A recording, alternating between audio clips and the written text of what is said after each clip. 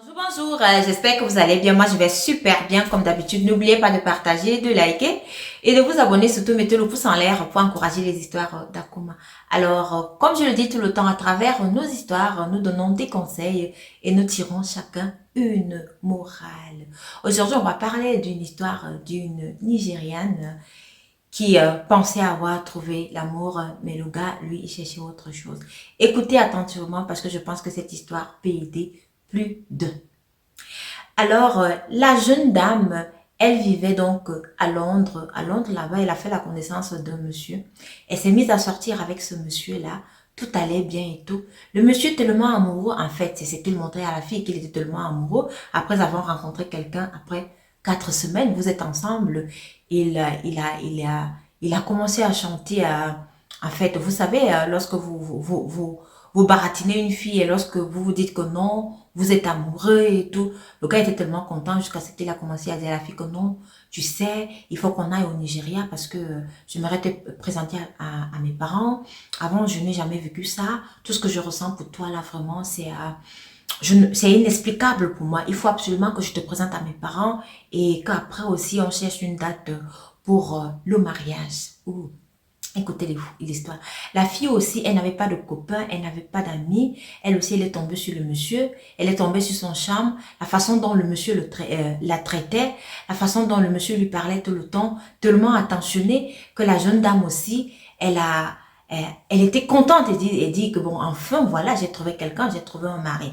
Alors, le jour où j'y arriva, le monsieur, il a payé les billets d'avion pour la fille et, euh, et, et, et lui, ils sont descendus au pays, ils ont passé 3 semaines au pays, dans le pays, au Nigeria.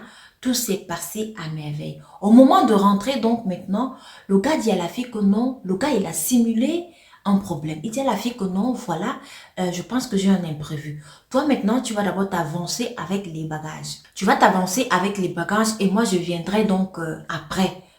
Après peut-être 2 ou 3 jours, donc selon la disponibilité des vols. Donc tu vois, j'ai un imprévu que je dois faire absolument. La fille, donc ne se doutant de rien, elle a fait confiance en son gars, puisque c'est son gars, on a fait les présentations et tout. C'est comme ça qu'elle a voyagé même aussi avec une partie des voyages, une partie des bagages de son gars. Elle a voyagé avec, elle a scanné tout ça, c'est passé à l'aéroport. On ne sait même pas comment ça fait, pourquoi on ne puisse pas voir même d'abord dès le départ ce qui était à l'intérieur, on ne sait pas. Mais c'est passé. Arrivée donc à Londres, à l'aéroport, elle descend. On lui dit, Madame, venez, on va fouiller vos valises. La dame aussi, qui s'en va, elle ne se doutait de rien du tout. Elle s'en va donc, avec les gens de la douane là et tout. On lui dit, ouvrez vos valises et tout. Elle ouvre les valises et tout. Et c'est là où on lui dit que, Madame, vous portez une quantité importante de... Vous-même, vous savez ce truc-là. Je ne veux pas prononcer le mot pour que... En fait, je ne veux pas que YouTube me coupe là. Donc, vous comprenez ce que je veux dire. Ce truc, voilà. Donc, la dame, elle reste comme ça. Elle dit, bon Dieu, comment ça, moi si? Elle dit, non, non. On dit, voilà ça. Dans votre valise, on ouvre. Elle se rend compte que les effets que son gars lui a donnés au Nigeria, c'était de la... qui était à l'intérieur. Donc, c'était tout ça qui était à l'intérieur. Elle-même, elle ne savait pas. Elle n'a pas ouvert. Elle a seulement porté. Elle est arrivée avec. C'est ainsi qu'on a donc porté la fille. On l'a amenée directement. Et vous savez que lorsque vous portez ce genre de choses-là et que vous avez même la couleur de ma peau, c'est là. C'est même alors pire. C'est grave. C'est grave sur vous. C'est comme ça que la fille, elle a été amenée. Et son procès est en cours. Comment maintenant prouver que cela ne lui appartenait pas? C'est très difficile. Parce que là, il n'y a que sa parole. Elle va dire que non, c'est elle qui m'a donné, ça ne m'appartient pas. Moi-même, je ne savais pas. Ça sera hyper, hyper difficile dans ce domaine de droit-là. À moins d'avoir un avocat qui est franchement aussi hyper bon. Mais vous savez très bien que lorsque vous avez la couleur de ma peau, c'est là. C'est grave, oh. C'est grave. Donc, juste pour dire que pour ceux qui voyagent souvent là et pour ceux qui portent les colis des gens, quand on vient vous donner un colis chez vous, de transporter, prenez de la peine pour ouvrir ce colis-là. Ne faites pas confiance. Hein. C'est votre propre orteil qui vous tue. Faites très attention. Regardez l'histoire de la jeune dame. Donc, on s'est rendu à la fin que le jeune homme, il n'était même pas amoureux de la jeune dame. Lui, il voulait se servir de la jeune dame pour pouvoir porter son. Mais ça a mal tourné. Faites très attention.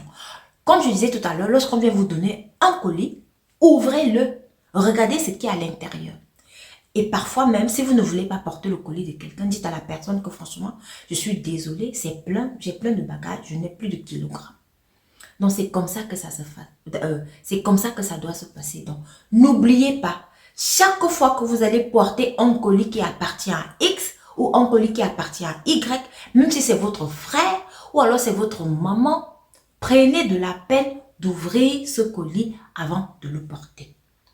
Il y en avait encore une histoire où cette maman-là, elle avait porté le gun de quelqu'un, mais elle ne savait pas. Le monsieur, lui, il avait... Ça, c'est une histoire qui s'est passée dans ma propre famille. Dans ma propre famille, cette histoire-ci. Le monsieur, il avait emballé le gun. C'était un ami aussi. Il a emballé le gun. Il est venu donner à l'une de nos mamans dans la famille parce qu'elle devait voyager pour aller en France. Il lui a dit, apporte-moi ce colis-là. Quand je vais arriver, je vais venir prendre. Elle aussi, elle a porté erreur. Elle n'a pas ouvert le colis pour voir qu'est-ce qu'il y avait à l'intérieur.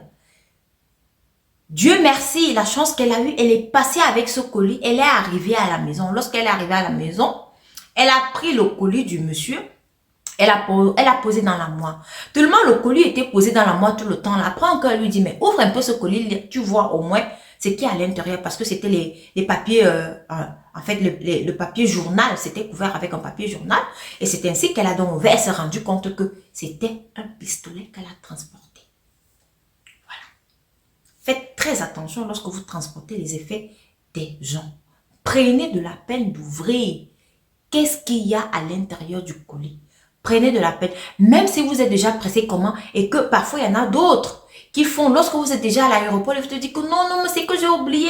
S'il te plaît, prends-moi le petit colis ici là parce que la personne sait que non, vous êtes pressé, vous n'allez pas avoir le temps d'ouvrir le colis ou alors de regarder ce qu'il y a dans le colis ou alors de lui demander que mais qu'est-ce qu'il y a dedans. Vous allez même lui demander qu'est-ce qu'il y a dedans, il va vous dire autre chose. Pourtant, il y a autre chose à l'intérieur. Donc, faites très attention. J'espère qu'à travers cette histoire, vous avez retenu votre morale ici. C'est votre propre orteil qui vous tue.